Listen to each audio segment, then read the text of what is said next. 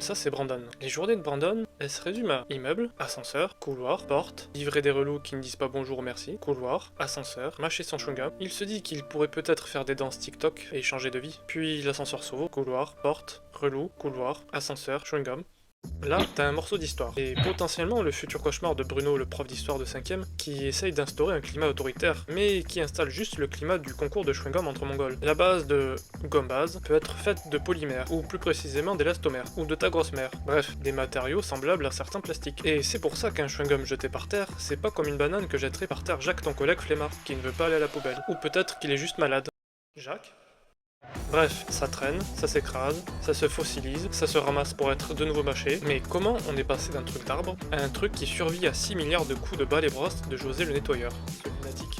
Pendant la Seconde Guerre mondiale, le chewing-gum se retrouve dans les rations de soldats américains. Petit comfort food, entre deux balles prises dans le buffet. L'un des GI de 1944, Cortland E. Parfait, décide de revenir en France en 1952 pour y lancer la marque Hollywood. Un chewing-gum à la chlorophylle entièrement fabriqué en France. La première usine est installée à Montreuil.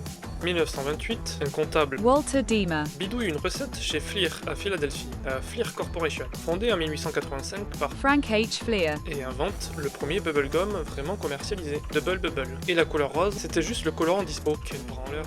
Un comptable qui invente le bubblegum, comme quoi, Excel mène à tout, sauf à la considération de beau gosse à la soirée chez Vanessa cette fêtarde, pas comme cet enfoiré de Thomas qui vient avec son ukulélé de merde. Fin 1800, le gomme devient une industrie. Wrigley, Société fondée le 1er avril 1891 à Chicago, dans l'Illinois, par William Wrigley Jr., lance des marques qui vont marquer, lol, le siècle comme Wrigley's Spearmint, en 1893, aujourd'hui détenu par Mars. Chiclets, marque lancée en 1900 par l'American Chicle Company, une société fondée par Thomas Adams, popularise la gomme dragéifiée. En 1871, Adams a breveté la première machine à fabriquer des petites sœurs casse-couilles, à fabriquer du chewing-gum. En 1888, son chewing-gum est le premier à être vendu dans des distributeurs automatiques. On n'est plus dans « je mâche une sève dans la forêt pour paraître ici et en phase avec l'énergie de la forêt ». On est dans « je mâche un produit de masse, plein de produits toxiques sa mère, avec marketing et tout ». 1848, aux États-Unis, John B. Curtis vend une des premières gommes à mâcher commercialisées. State of Maine Pure Spruce Gum, 1869, un dentiste William F. Semple, de l'Ohio obtient le premier brevet d'invention du chewing-gum moderne en dissolvant du naphte et de l'alcool et en y ajoutant une petite dose de réglisse pour lui donner un goût agréable. Pas comme ta grande-tante Nadège, cette personne aigrie. En Asie, on mâchait déjà du bétel, une pratique encore courante aujourd'hui en Inde avec la noix d'arec. Dans les Andes, certains Amérindiens chiquaient la noix de cola, tandis qu'en Amazonie, on mâchait carrément des boulettes de tabac pour se mettre bien. Et en Europe,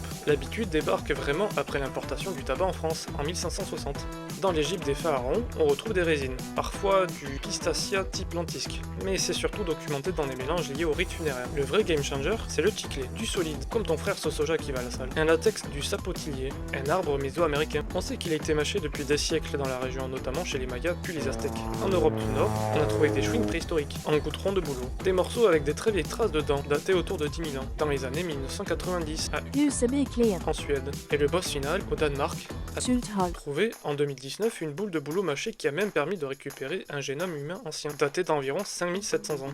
Ton chewing-gum, c'est un snack, mais aussi un disque dur archéologique grâce aux vieilles bouches. Donc le chewing-gum, c'est pas une invention moderne, c'est une habitude humaine qui a juste changé de recette. Bonus, mâcher un chewing-gum sans sucre stimule ta grande salive pâteuse, ce qui peut t'aider à réduire l'acidité après un repas. Mais ça ne remplace pas le brossage, pitié. Alors la prochaine fois que tu mets un chewing-gum dans ta bouche, et que tu mâches fort avec ta bouche ouverte, pense à Jacques, la Seconde Guerre mondiale, Excel, les Mayas, et ton vieux grand-père.